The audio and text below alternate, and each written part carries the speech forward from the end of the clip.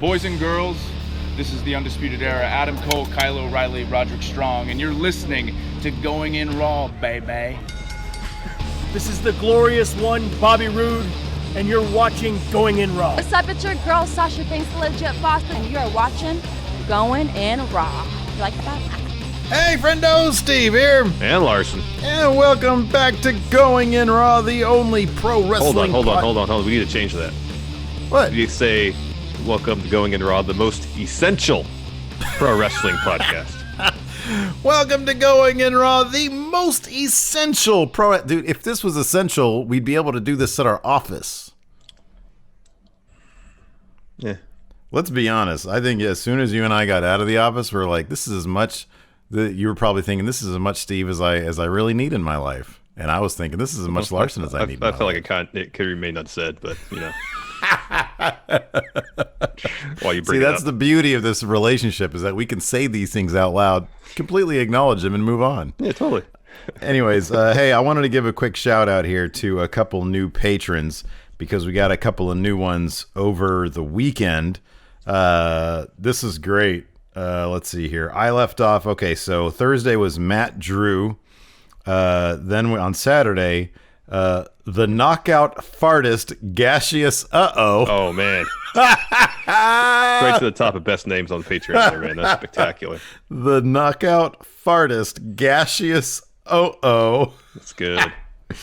Also, Forgotten No More Joe, Chris Herndon, Brian Judelson, Tim Arendt, Antonio P. Queno, and then Aaron Washer. Oh, and then a new one today, Don't Look at Him. Quick shout out to thank you so much for the support. Thank you very much. At the $20 level, I finally started getting, because I had to get some more 8x10s of us, and they're over there, so oh wait, no, they're under my feet here. You're going to stomp all over them. No, so I have them in this protective bag right here. Oh, that's helpful. So at the $20 mark, you get the Steven Larson comic book. You get the Steve Larson and the original Going In Raw logo sticker. You get the postcard here. Look at this comic book. This comic book is full color, and it's like, I don't know, 40 pages, 32 pages, something like that. Look at this, and it's a timeless adventure. That's why I haven't updated it all. It's also it could only exist in the pages of a comic book. It would cost way too much to make that to a major motion picture. We're talking $3, $4, $5, $600 million, billion even. Look at this, it's an astronomical sum. You can print out Larson's face right here and color it if you want. Send it to us. You can do that. Mm-hmm. And then also, as part of the Friendo Care package, you get an 8x10 signed by us. Now this one is only signed by Larson, but I'm going to sign it as well. What if the only one is signed by me? Look at this. This is high quality. It's like glossy, and it's like thick. It's thick cardstock. It's good stuff. Oh, that feels good. So anyways, that's what you get for the $20 Patreon Care package. And then if you go up to $50, not only do you get that, you also get one of them cool Friendo Club shirts that you've seen before with like the blue and orange on it. Mm-hmm. So that's good stuff. So thank you to all the patrons out there for your support. We really appreciate it. Without y'all, we couldn't do this. Correct. And then, of course, want to mention we are available where podcasts can be found. If you're listening to us right now in the audio realm, leave us a rating, review, or comment. It goes a long way towards helping the show Let grow. everybody know how essential we are. We are totally essential. We're the most essential. Most essential. And then, yeah, we got the next live stream that I can think of on the horizon is May 10th. For Money in the Bank, yeah, so when that actually happens. For Money on the Bank in terms of pay-per-view reviews and stuff. Yeah. So, by that time, that's we'll be out of office. And then what's that? So by that point, we'll be out of office. That's right, yeah. And then, of course, we made our announcement on News Brief a couple days ago. We are leaving office. We're rode from office at this point. Mm-hmm. We're just sort of bringing stuff over today. I brought my second of my two titles here. I am Steve Two Belts. So, anyways, that's awesome. And then, that's pretty much it. Let's talk about Raw. What do you think of Raw tonight, dude? Was it essential? No, but there's was a it lot woven in the fabric? What? Was it woven into the fabric? No. Of your life? No. There's a lot to like. I felt like maybe they got a little in terms of the order of the narrative they're trying to tell with this new faction with Zelina and Andrade. They got the order messed up because the major through line of the episode was building up that faction as force, and then Andrade loses at the end. It kind of kills the momentum they had building out through the episode. So I was watching that, and I'm like, why they have him lose? Like, have a long finish or something. Have Seth come in during the match. Don't have or if you're gonna have Andrade lose, save the building up for the faction until next week. As in, oh, Andrade, he took this loss to Drew. What is he gonna do? He's gonna solidify this faction that Zelina's been kind of putting together while he's been on the shelf, been suspended and stuff. I thought that would have been narratively more interesting, and then you don't have the episode ending with Andrade taking the L after spending the entire episode building up these group of guys. I like Seth coming in, attacking Drew. Seth right now has a huge hole within him because he lost. He's feeling like he's not Messiah material. How is he going to get that feeling, the fullness back when it being champion? Then he can go out and say, hey, look, I have built to prove I'm Monday Night Messiah. Who cares what anybody else says or does? The match between Ruby and Asuka was really good. There was a lot to like. It was just to finish the main event. I was like, dude, done things a little differently. This could have been really good, and next week could have been really good too. Yeah, I'll chime in here. Here's the thing, dude. You gotta pick or choose. You can't have Seth and Andrade. You can't. Andrade and his new faction should not be a 1 week affair. And I feel like it is. I feel like after tonight, like Drew won in fairly convincing fashion. Oh yeah, pretty quickly. To be honest with you, it was not a very long match. And then Seth comes in at the end. I really liked the through line of Seth popping up for a couple of promos, leading to his eventual emergence as the contender for Drew's title. That being said, the Andrade faction I think is really wonderful, and I think that it would have been I kind of feel like it's a bigger threat than just, like you said, you built it up, and then in the end Drew just sort of beats them, and then as Nicole here in our Twitch chat points out, we do these live on Twitch by the way, comes in and chop blocks Drew, which allows Seth to take advantage, but they all scurried away. Yeah, they get out of there. Like I thought maybe, because before the main event started, when Seth did his last little bit, I was like, oh, he's coming out the main event. He's going to make a statement. So we know Rezar is on the shelf. Yeah. And apparently they had no plans to use Akam for anything while Rezar was out. Yeah. Buddy had been gone for a while. He's going to be back next week. So maybe I kind of thought maybe, well, they've solidified these three guys as a thing. You got Seth over here looking for something. I thought maybe at the end of the show, Seth would do the attack. They would all join forces, and that could be kind of cool. Yeah, I would have been. I'm not sure. It probably would have been cool. That being said, Andrade needs to be the leader of his own faction. 100%. And I do think that I honestly think that I thought going into it, I was excited. I was like, oh man, we're gonna get a wonk finish with these guys doing the fist bump thing, the Ingobernable thing. So they did that after after the match earlier tonight. Yeah, I thought they would do that over the dead body of Drew McIntyre, and that's a great way to leave Raw, because like you said, the entire episode was building up this faction, and then instead it was kind of a swerve when Seth comes in. But man, I thought, they even, they obviously referenced it. It was the main theme of Drew versus Andrade. Hey, Drew, however many years ago, you left me laying with I know it feels like weird that it's 3 years ago. It doesn't feel like 3 years ago. You left me laying with a busted bicep, and you took my title from me. That was a great storyline going through. And it played out in the match too, not just. And it played out in the match, exactly. So you leave Drew laying there with this new faction. You can push Seth till, dude, even if you want to do that match between now and Money in the Bank, you can do that. I'd prefer you have that match at Money in the Bank though, to really build up Andrade versus Drew, and then you can deal with Seth. Seth can go. He's the Messiah. He can go on sabbatical. Well, here's the thing too. There's no reason to think you can't make this more dynamic and complex than just Andrade versus Drew, and later on Seth versus Drew. Have all of them in the mix. Yep. Have the wonk finish at the end, whether it's caused by Seth or Andrade's faction. Just at the end, Seth comes out and goes, "Oh, by the way, I'm still here." He didn't so much to say that I need that title to reclaim my title and solidify my title as Messiah Monday Nights, but that's the implication since he lost, based on his general disposition and all. Yeah. That being said, I do think that it's totally possible to continue doing that, because there's no reason why they can't come back around next week, and you can have a standoff with Seth and the Ingobernable faction and Drew, And in fact, a lot of the plotting lately, now that they've been deemed, and I'm assuming we'll talk about that tomorrow on News Brief. Yeah. Now that they've been deemed an essential business, and they have the confidence that I'm assuming tonight wasn't live. Yeah. It was live. Yeah. The only reason why I hesitated on that, there was no bug that said live there. Oh. And usually, if they are live, they will do that. So, as far as I know, they only taped up till, I think. They only taped up till... My understanding is they were doing tapings for SmackDown when Vince decided, hey, let's do it live. And I don't know if they taped anything before that. I thought that the deal with SmackDown was they did it as close to live as possible. That's the phrase that I saw from like Meltzer or somebody, and which I thought meant they did tape to live to tape and then like aired it right afterwards or something like that. I don't know. But I would have figured, I totally expected this one to be live, save for the fact that the live bug wasn't there, and I would have thought that they would have proudly proclaimed that we were live if they weren't live. So I'm assuming they were. Maybe there was a reason they didn't have the live bug. Yeah, I don't know.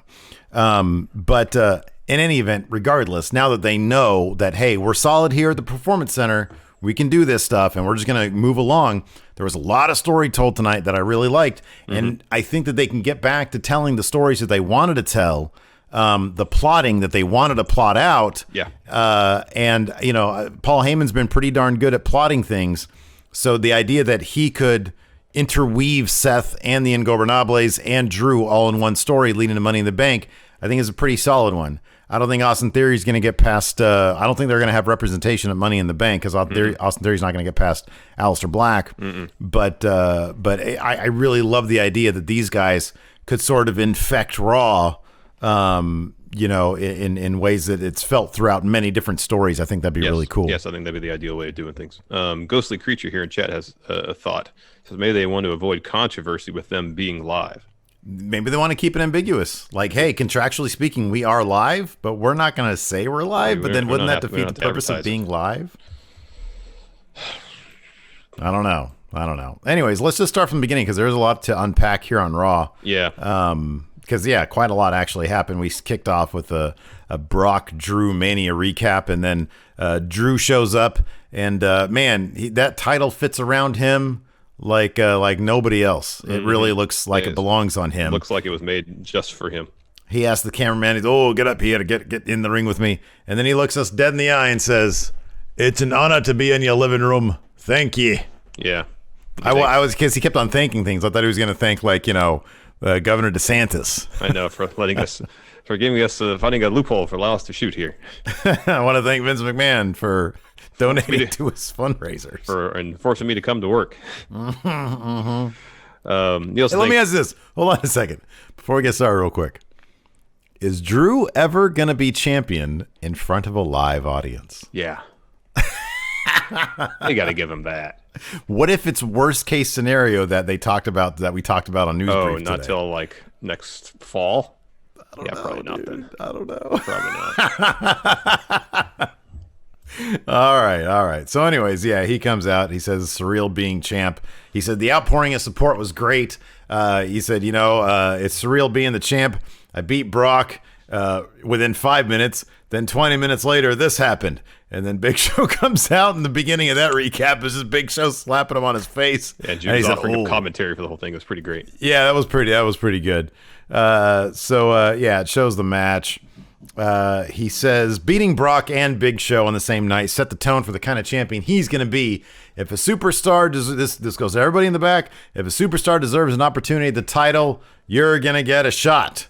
And then, of course, Zelina Vega and Andrade interrupts. Yes, and Zelina declares that Andrade is the real champion of Raw. Does an introduction. Drew's like, I know who you are. And they're like, oh, yeah. But we'll come out here and congratulate you, Drew, for having two Mania moments in the same night. But while that was happening, Andrade had an injury which robbed him of his own WrestleMania moment. And it'd be ashamed if we were to go down, if someone was going to get hurt and lost their title. And Drew's like, I know exactly what you're talking about. NXT title match, takeover. Not only did Andrade beat me for an NXT title, he dropped me with the hammerlock DDT when my arm was still, hand was still on the rope, ripped the bicep off the bone, and now that you take my title, you almost took my livelihood. And then Drew. Okay. Did I hear this wrong? Didn't Drew say that if Andrade won the match, he had to put up his U.S. title? I didn't hear that. All I heard was he said it's going to be champion versus champion. But I didn't hear him specify. I didn't hear them specify how they were going to work out the title being up or not. But then again, I think I was paying enough attention, but I was kind of keyed in at that point where I was taking notes what he was saying, and I thought I heard that, but I could be wrong. I'm here taking notes. Was it before or after he said champion versus champion? I thought he made it seem like it was a situation where it's like, well, you want this match? Show me how badly you want it. Put up your title. That's what I thought he said.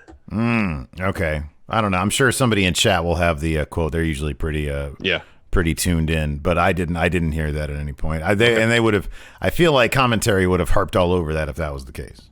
Yeah, or of course, with Drew won, if that was the case, he would have been awarded the U.S. title. But sometimes I could probably, if I think hard enough, I can probably think of an instance where they said something at the beginning of the show, and by the end of the show, it didn't happen. So, anyways, then Andrade said, "Hey, the last time we wrestled, I took your title and I took you out. No more Senior Nice Guy tonight." Nice Guy. Hey, Drew. I love when he's on the mic. He's so menacing. No more Mr. Nice. All right, Nice Guy. So far, no one's saying they heard that, so it must have been my imagination while I was trying to take notes. That was me wishful thinking about Drew being double champion. Drew's going to have all the titles, and the next week, the Street Profits are going to challenge him. Anyways, after that, we had the first of our Money in the Bank qualifiers. They announced this, that these were going to be the qualifying matches. Asuka versus Ruby Riott, Kairi Sane versus Nia Jax. Shayna versus Sarah Logan. And Sarah, yeah, exactly. That ended bad. 2 out of 3 ended bad. Once again, Asuka proving why she's the MVP of the WWE at this point. She is terrific. I'll just fast forward to this part real quick. When her and Kairi Sane entered into the interview room, it was on the tail of Angel Garza's music playing because it was the end of that. Mm-hmm. Did they walk into the shot singing his song? Because I swear it sounded like it, and I was dying. I was cracking up. They're hilarious. Anyways, Asuka was talking trash immediately. Ruby puts her hand out, but it was a trap. She puts Asuka in a headlock right away. Asuka gets out, tells Ruby Riott to bring it to her. And Ruby Riott was saying, "Hey, I want the real Asuka." She was talking about trash. This is the one advantage of the empty arena stuff, man. I love the trash talk. It's so much fun. I love that. I love hearing Ricochet like apologizing to people for doing crazy stuff to him. He did that in the tag match. Yeah. And man, you get to hear every nuance of the chops. It's textured now. Oh, so you can hear all the little bits. You can hear the little bits and pieces. The flesh to flesh. It's so good. It's so good. The variation of the chest hair. Oh, it's so good, man. God damn. There were a bunch of good chops tonight, dude. That first one, Oni delivered in that Alistair match that echoed throughout every corridor of the Performance Center. The very first Andrade to Drew one, where Drew laughed it off. That was great. That thing was thunderous. That was huge. It was so good. That was great. So good. Anyways, Asuka got the Asuka lock on, and Ruby tapped out in the end of that match. And then they gave Asuka an interview. She said, "Money in the Bank." Oh, they had the Money in the Bank briefcase suspended from top. Mm-hmm. She said, "No one is ready for Asuka." She is terrific. She is just terrific. Ruby Riott had a really good show in this match too, especially down the home stretch. It was really good, hard hitting. So is Shayna a shoo-in to win this, or am I silly and thinking Asuka might pull this off? I don't think Shayna's a shoo-in. No. Asuka's my favorite right now, man. What was the first thing they asked Shayna about Ronda Rousey? You're right. Goo. Oh, man. Oh, we should really do like a power rank or a top 10 or something on people who have benefited the most and least. Shayna's on the worst for least, right? Like the 5 people who've like, had it worse with this whole pandemic thing. Yeah. Shayna's got to be up there. Well, in terms of WWE, yeah. Well, yeah. Yeah. I'm not dumb. Yeah, there's thousands and thousands of people who've had it worse. but in the WWE. Yes. Yes, in the WWE. Which list would Vince be on? I mean, he's essential business, so I guess he's got to be on the good. But then also, They dubbed him an essential business. also like his football league went out of business.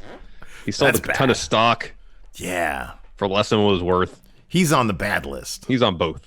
He might be on both. Number 5 on both. Anyways, after that, we had MVP in the VIP lounge announcing to be 3 more Money in the Bank qualifying matches next week. They are Rey Mysterio versus Murphy. That'll be good. Aleister Black taking on B-Man, Patrick Sparks. Austin Theory.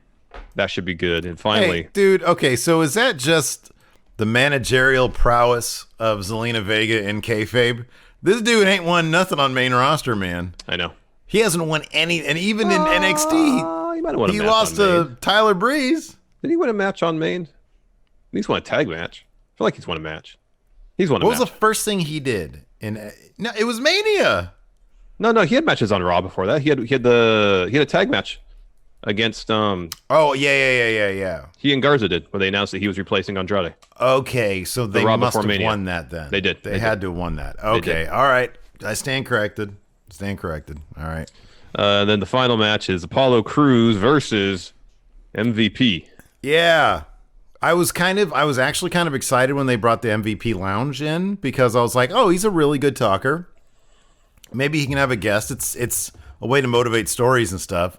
It was just him in the lounge. He didn't bring in anybody. He announced the qualifying matches for the dudes, and then he named himself as one against, Apollo Cruz. Like, Good you can't news get- is... you can't get Ricochet in there. Oh, I know. Good news, Apollo Cruz will be in the Money in the Bank ladder match. That's good. Exactly. Still. Yeah.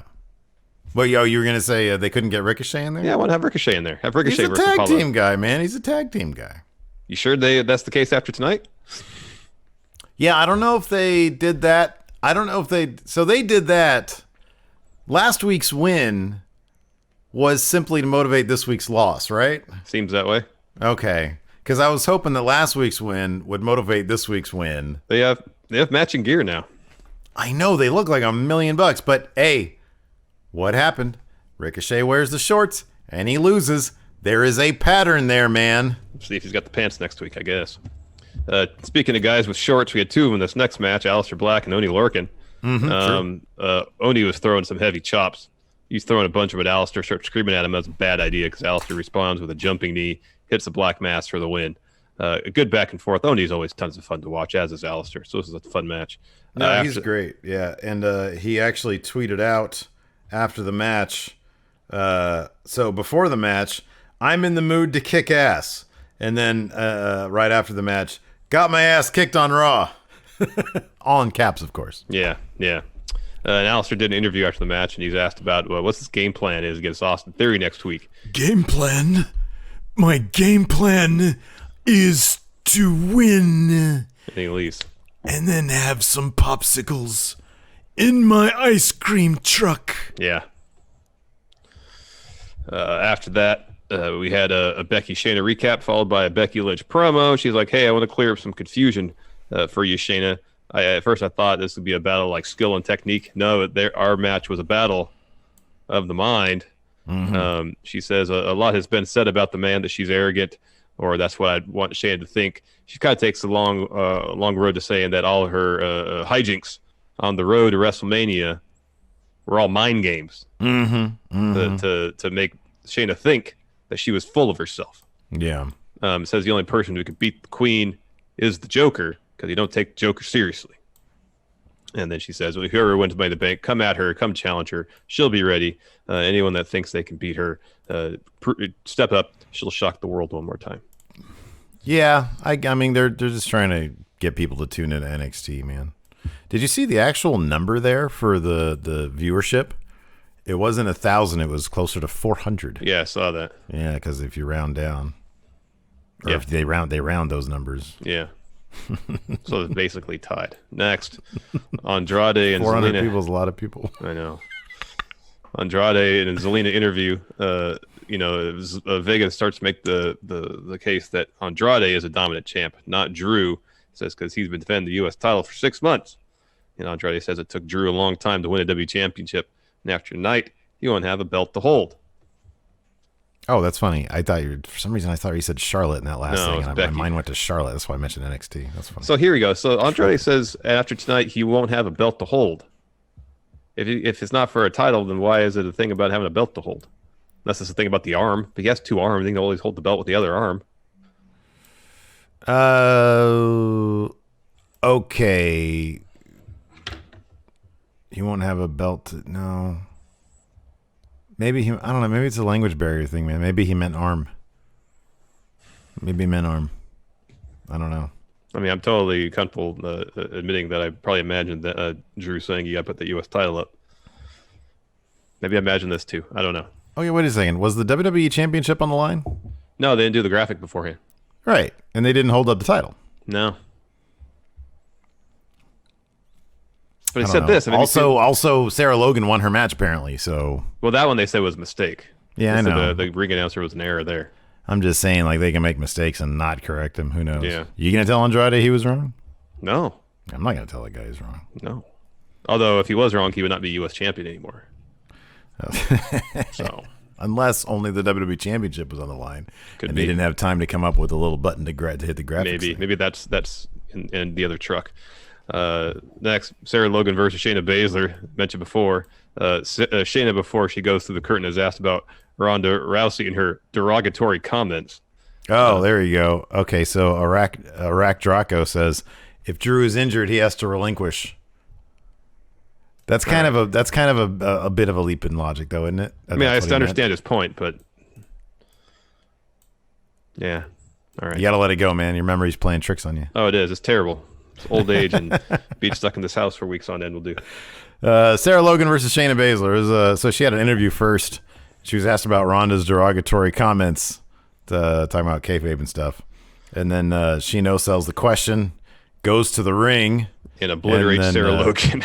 Yeah, and just annihilates. She, like, basically, she does the stomp to the elbow thing. And, man, Sarah Logan did a heck of a job making that look like, holy crap.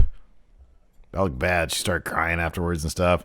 So anyways, stomps on her arm after like some ground and pound and stuff. Ref calls for the bell. Shayna just leaves to the ring. It's announced that she lost the match, but in fact, then they said, "Oh wait, no, she won the match." Yeah, commentary had to make that correction. Yeah, and when Shayna left, she just started like tossing stuff. Yeah, she's pissed off. She's the agony of defeat that she's suffering right now. Yep. So everybody else will suffer in her wake. Yes, exactly. I believe that's what she said. After that, we had a Seth Rollins promo. It was really quick. He said, "I lost at WrestleMania. Once again, my career has been crucified." Mm-hmm. That was it. Oh, gosh. Next. Akira Tozawa versus Austin Theory. Can we just get rid of Jerry Lawler already? What the hell? Yeah, I mean, this seemingly will probably only bolster his position, though. I don't want to tell you. I was like, yeah. I was sitting here watching the match, taking notes, and he said what he said.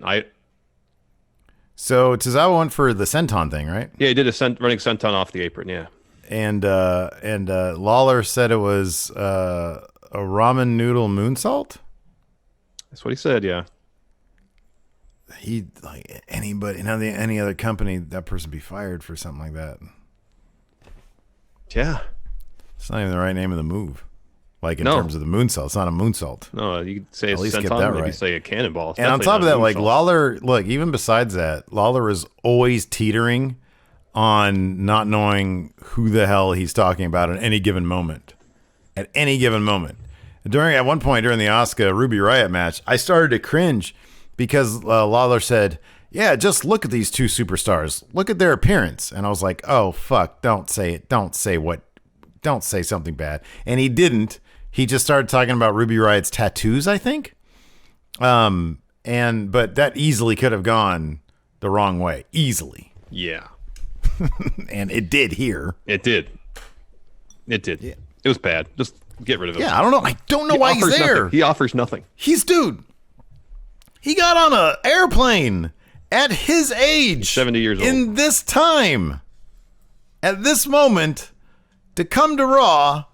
To not only add nothing. But to detract seriously.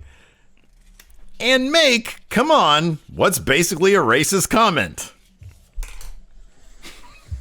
I don't know, man. But they're an essential business, so.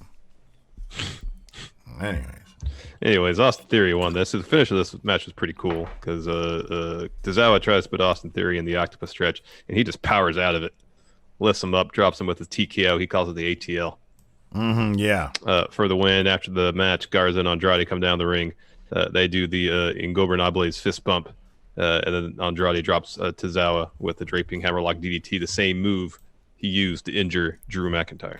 So Austin Theory seems like, well, number one, he'd totally be on that list of guys who made out pretty sweet with this whole pandemic thing, because there's no way they're going to take him out of this faction to send him back to NXT in a year and a half when we get crowds again. That being said, he needs to come up. Right now, he's still very generic superstar guy. Looks like $1 million. What? I was going to say. He's a real superstar. What are you talking about, generic superstar? Sorry, he's a real generic superstar all day long. He Sorry, does I got these little cuties in my tea, and they're delightful. Okay. They soaked up some of the whiskey and some of the ginger tea. They're delicious. Sorry, Good. continue. No, that's good stuff. So, like, Garza has his thing, right? He's like guys who wants to fuck, right? He's got like the rose. He's hitting on. Was that camera lady his fiance? Oh, I didn't notice. When he smooched I saw that he laid a smooch on somebody. I didn't know that was his fiance. I could be completely wrong. Like I think his fiance was a brunette, a very attractive brunette. That's who the camera person was that he laid the smooch on. Could be. Don't know. Might be. Might not be. I don't know. They probably don't want people putting mouths on each other during this pandemic thing if you're not already doing it. So that being said, it makes sense. Yes, he has a thing. That's his thing, right? Yeah. He takes off his pants. He wants to F all the time. a gimmick, if you will. Austin Theory needs a thing. When he's standing around, he kind of just just sort of his default is just wipe his pecs. Now, if I had amazing pecs like he does, I'd probably be wiping them too. I'd have my hands on them all the time. Right, but I'm just saying, like, everybody in the company, save for a couple people, has pretty great pecs. You need to do something else. Do something else, and I don't know what it is. Maybe he needs better pecs then. I don't know how much better his pecs can be. They're really good. They're pretty good. They could be better. Well, I'm just saying, I think he should do something different. Like, I don't know what. What if he got some pecs tattooed on his pecs? What if he, like, grabs his junk? That didn't really work out too well for Tama Tonga when he was doing that for a little while. No, but that was New Japan. Yeah. Probably can't do that in WWE. What if he you crotch can't. chops? I feel like you can get What if he just crotch chops? I think you need to get the blessing of one of the DX members to do that. He could get Road Dogg's blessing. He was in NXT long enough to get Road Dogg's blessing. I feel like Kevin Owens has Triple H's blessings to crotch chop. Yeah, okay. When he does it. Do you think Red Shoes had DX's permission to do that when he did in New Japan? No. It's like my favorite GIF. Well, it's my second favorite GIF. When all the elite try to get him to Bullet Club tries to get him to Too Sweet. Yeah, crotch chops is pretty good. So, anyways, Austin Theory, if you're listening, find a bit of business. Like not a toothpick, because that was Razor Ramon's thing. Like my dad used to like pick his ear with his keys.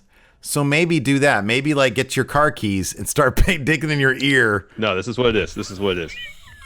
His name's Austin Theory, right? So he's got a theory, a new theory about wrestling every week. So he's out there. Does he pull out a calculator? You don't have to take that little. There's a pocket protector though, and a lab coat. A lab coat. And so he comes out, and every week he tries something new. It accomplishes two things: it gives him something to do. Also, he's busting out new stuff all the time. Oh, what if he just has like That's a clipboard? exciting. What if he's like, No, that's too close to Jericho. Listen to Jericho, man. That was a clipboard. No, but it's a theory he's writing down, not a name. Okay. And it says Theory of Austin. Austin's theory. Austin's theory. Exactly. That's perfect. And he's like, oh, interesting. Hammerlock. Hammerlock into DDT. Hammerlock into another move. Hammerlock into TKO. The thing is, everything just into a TKO. Oh, I also don't like his theory. I also don't like his finisher. Oh, it's a TKO, man. That's what EC3 used to do. Yeah, I don't like it. Who? EC3. That was his finish, too. It was a TKO. EC what? Who's All that? Rey Mysterio was next with the interview, talking about how he never won Money in the Bank, but in 2010, he got cashed in on by Kane during his second title reign, so no one knows better than him how dangerous the Money in the Bank contract holder is, or can be. But first, before he gets his hands on contract, he has to beat Murphy. He has to beat Murphy. Yeah. New superstar Murphy. Murphy. He puts over Murphy, says, I'm going to put it all on the line. I'm going to be Mr. Money in the Bank, and I'm going to be the one that's be cashing in on somebody. And then we get another Seth promo. Says everyone needs to have faith in something, and he wants us all to know that he's still there for us. Your Messiah has truly risen. Yeah. Good stuff. After that, we had Angel Garza. Hey, another guy on this list of like guys who made out pretty good with Pandemic. Tahuti Miles. All sorts of TV time. I know. For 0 NWO wins, though. out of No wins, Mayhem. though. No wins, but he's on TV more than EC3. True. It's true. Garza wins with the wing clipper, but not before he took his pants off. He smooched a camera girl who may or may not be his fiance. What else did he do? He looked into the camera and he looked like he didn't know what a camera was. Because like he looked into the camera and gave a really weird face. And I think that's when he realized, oh, there's a really hot chick right there.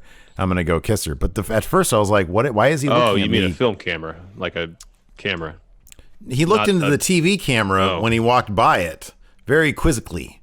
And then he looked back at the camera girl, and that's when I think he went back over and did that. All right. He was talking to the camera a lot during this match, though.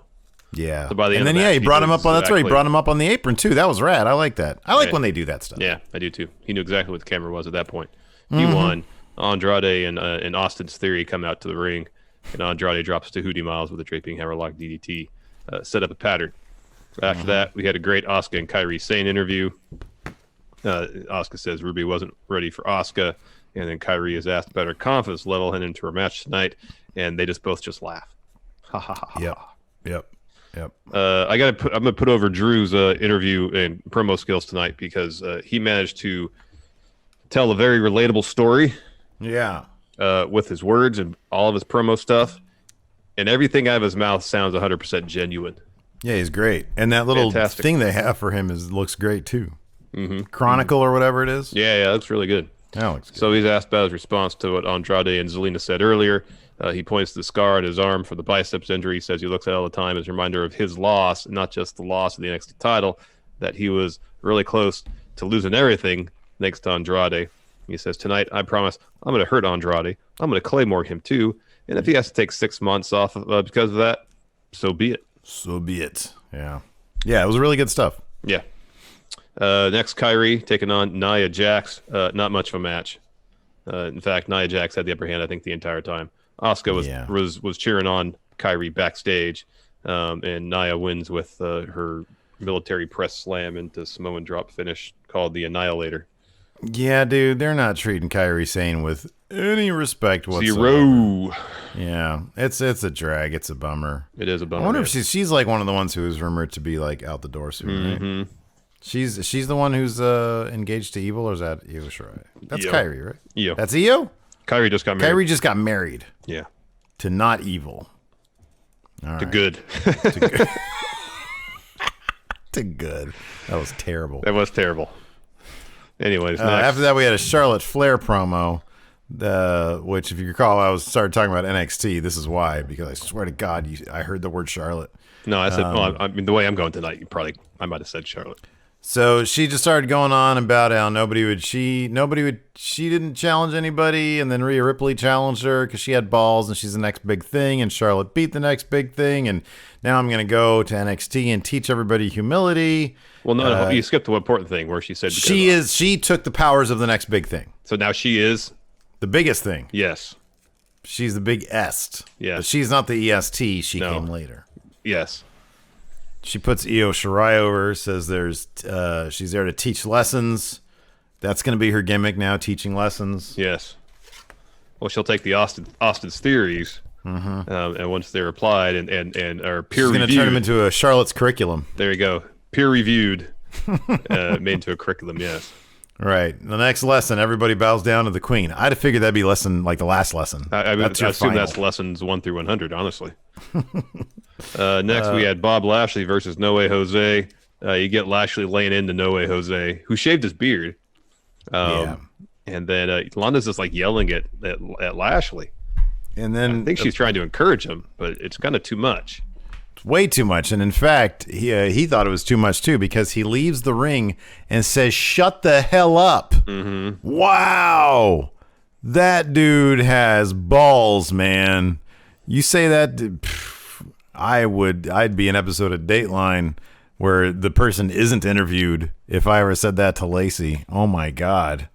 They'd be like, "Oh, he's the guy that as soon as they show a picture, oh, he probably said something bad." Yeah, he probably told his wife to be quiet, but in much more forceful terms. Exactly. Anyways, he ended up getting the spear for the win after No Way tried for a roll-up. Lashley said no way because he kicked out, and then he hit that spear. Yep. And then Lana gave him some side-eye as she raised his hand up on the ramp. But actually, the best part was so he goes out ringside, tells her to shut up. He gets back in the ring. Noe Jose tries to capitalize his distraction, can't. And then Lashley sets up for a spear.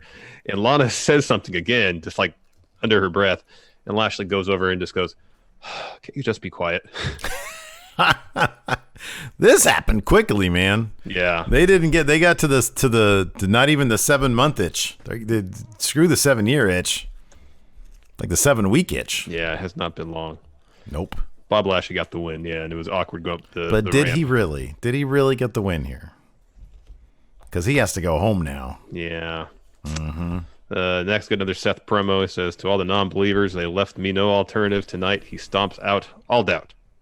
He meant he stomps out all Drew. Yes. After next, that, we had the Viking Raiders, and I texted you because Ricochet and Cedric Alexander came out to face them with new matching gear. They looked like $1 million. And they're an upcoming tag team.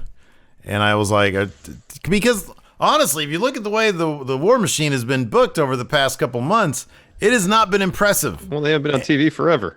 And it led me to believe that they shit in somebody's bag, and that bag had the initials VKM on it or something. And so I was like, man, okay, this kind of makes sense. Ricochet and Cedric Alexander, they're a really good team. They want good things for them. Mm-hmm. Haven't beat the War Raiders. That's a big deal. And it seemed like at first that was the way it was going to happen because Ricochet and Cedric came out really hot. There's this one rough spot where Cedric goes for a plancha and misses. So Ricochet gets in there, and the Ray Rowe just takes Ricochet and just like flings him out of the ring right into Cedric Alexander. That looks like that would have hurt. No kidding. And then Hansen follows up with suicide dive. Raiders have the advantage. There's some good back and forth. In the end, though, Cedric kind of kicks his way out of the Viking experience, ends up beating the lariat German suplex combo, and then shortly thereafter, Rowe pins him with Viking experience. So all the hopes we may have had this early for Ricochet and Cedric Alexander kind of have to go out the window, I guess. Gee whiz. Yeah, I don't know. All I can hope is that maybe like Ricochet and Cedric will get a win next week, and maybe they'll make this like a triple threat thing at Money in the Bank. Mm-hmm. That's my hope right now, because they are, man, you and I both want nothing but great things for those guys. Absolutely. They're fantastic. Next, speaking of tag teams, champs are interviewed next. Montez Ford introduces Bianca Belair. And he kind of says he has a lot of respect for the War Raiders. And then Dawkins goes on this thing where he just puts over Vikings in general. Some Why do they have facts. him do this? I don't know. But then Bianca says, no. Says, "What was the last time you beat the War Raiders?" 0. You haven't. None. Says, every time you get in the ring with the War Raiders, you lose. Yeah. And Bianca tells them to get in the game and get that smoke. This is what Street Profits need. Yeah, somebody just tell them to get your shit together. Well, it's not just somebody. It's Bianca. She told them that. Yeah. You're not going to hear Montez say, "Shut the hell up." No. That ain't going to happen. No way. Nope. Anyways, after that we had our main event. This was very quick, but it was great because it started off with a massive thunder chop from Andrade. Oh, so good. Drew no-sold it. Andrade goes for another, eats a headbutt. Oh, it was great. Drew stays in control.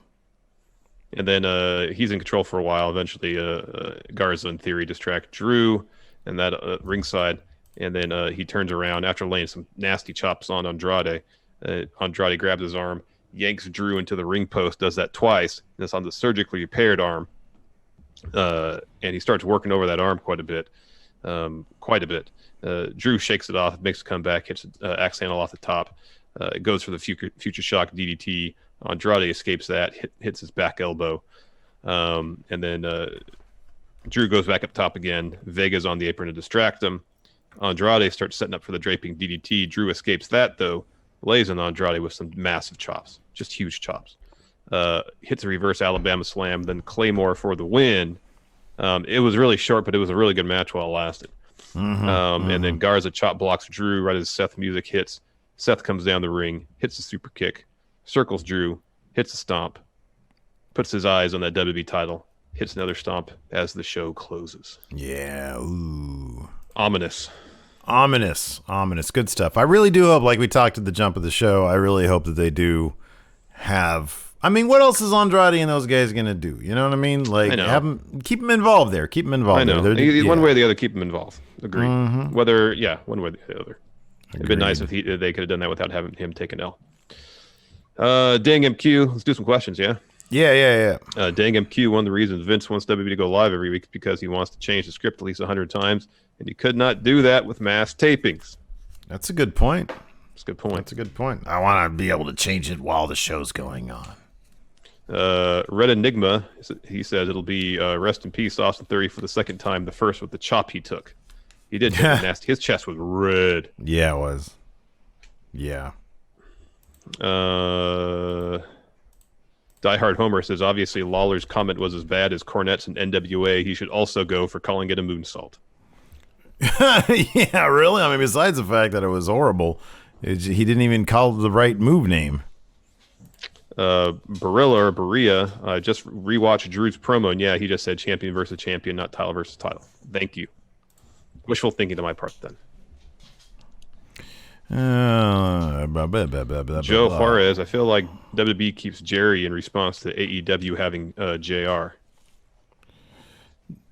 Yeah, that could be. But, dude, would AEW bother with Law? I mean, if it's to keep him from... So I think the point of this question isn't to keep him from, it's to match the... I don't know. I don't know that it has anything to do with AEW. I honestly don't. I mean, he brought Lawler in seemingly to have a veteran presence there. God, there's any number of people he could have gotten to do that, though.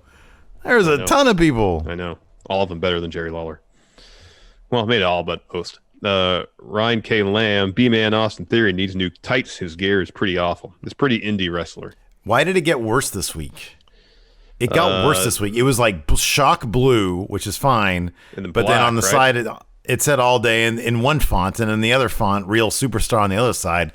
Oh, it looked terrible. Maybe that was the bottom of his gear drawer in his house. It's like, well, everything else dirty. I got to do this. That could be. Dang MQ says his friends call him Murphy, but you can call him RoboCop. RoboCop. Let's see here. Andrew Berg says, why do I feel like I would mark out to a 3-man band reunion to fight the Zelina stable? That's not a good look for Drew, though. Couple of clowns. Jinder, it doesn't necessarily have to be a clown, but Heath Slater is like clown supreme. And he's great at it. Yeah, he is. He's really good at it. Van Wilder says, gents, Jerry Lawler couldn't even tell Kyrie and Asuka, he says aside, I guess, apart. Dude is over 70 and is a blatant liability. Why is he not at home? He should totally be at home. There's like multiple differing reasons that have nothing to do with each other as to why he should not be there. It's weird. It is weird. Let's see here. Andrew Berg also says, does it feel like WWE is actually pushing new stars with these fanless shows, or am I going crazy in quarantine? Well, you could be going crazy in quarantine, but it does feel like, they brought Bianca in, and Austin Theory might have been my necessity, but either because he's proven himself or it's still necessity, they put him with this cool faction. Mm-hmm. They kind of are here. That being said, if they're really into pushing new stars, Andrade would have taken that clean loss. Owen, who do you think should win Money in the Bank? So the match is announced for Raw, or so far we know that we're going to get Cesaro, Daniel Bryan. So Daniel Bryan will probably win that one. Mm-hmm. Alistair versus Austin Theory. Alistair will win that. Mm-hmm. Apollo Crews versus MVP. Apollo Crews will win that. Rey Mysterio versus Buddy Murphy. So Rey will win that. Yeah. So Rey, Alistair, Apollo, Daniel Bryan. That's 4 of the 6.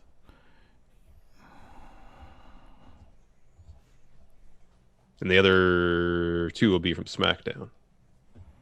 Who could? Okay, God, it's not gonna. It's not gonna be Baron, is it? God, I hope not. Oh, Elias. He's probably gonna. I mean, the fact that he kind of declared for it, he'll probably win whatever match they put him in. Mm-hmm. So probably Elias. I feel like at this point it's Alistair's lose at this point.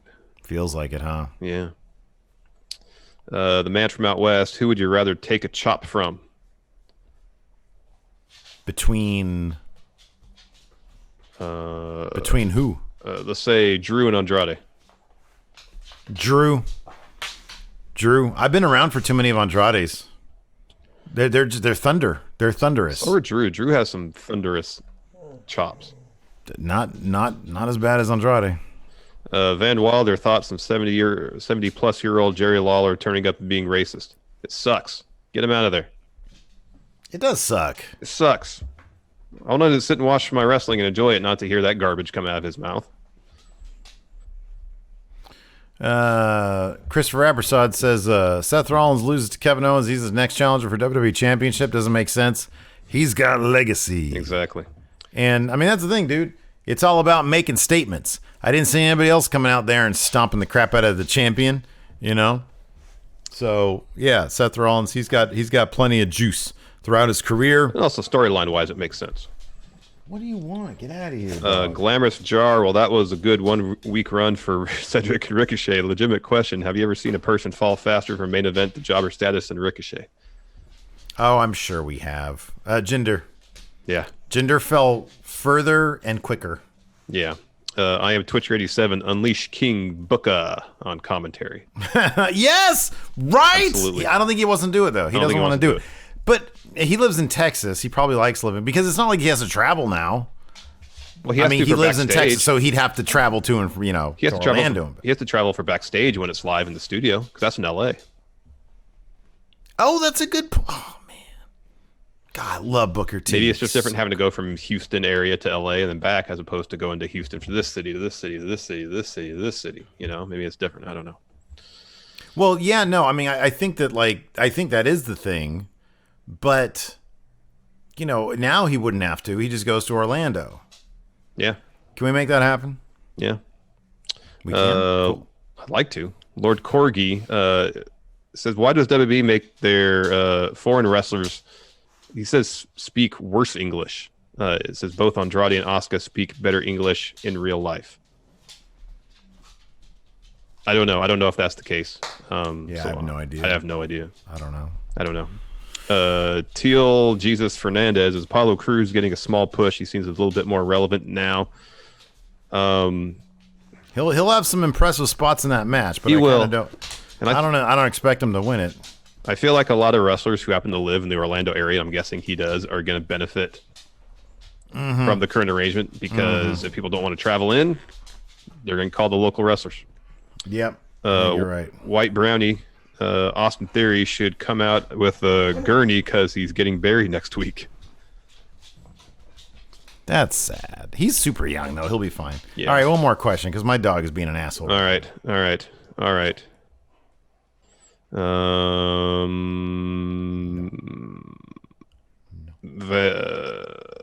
Van Wilder said, let Cole solo commentary with no one in his ear. Yeah, Cole with no one in his ear is really good. Cole's really good. Cole's really good with nobody's here. Okay, everybody, that's great for a podcast now. Thanks for tuning in. We appreciate it. Thanks, Gypsy.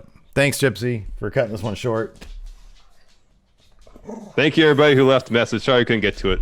You hear Gypsy back. Oh, are there more messages? There's more stuff on Twitch? More. Oh, screw it. Go. Here, you read one. I'm going to get rid of this. Come on, All right. Over Solar. Oh, that's okay. Glamorous Jar. Swatch tonight. Do you guys also want to see a chop off between Drew and half the New Japan roster? Hell yes. Skyotonic question: how long before Lawler retires? I don't know, man. He needs to quit. Omega Advent with 2K21 being canceled. Would you guys be happy with getting a WCW versus NWO World Tour remake? Heck yes. Yeah, I'd want that any day of the week. Future Fortune brings Samoa Joe back to commentary. Heck yes. He was great. I'd love that.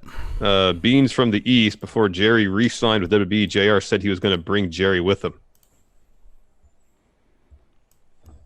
What?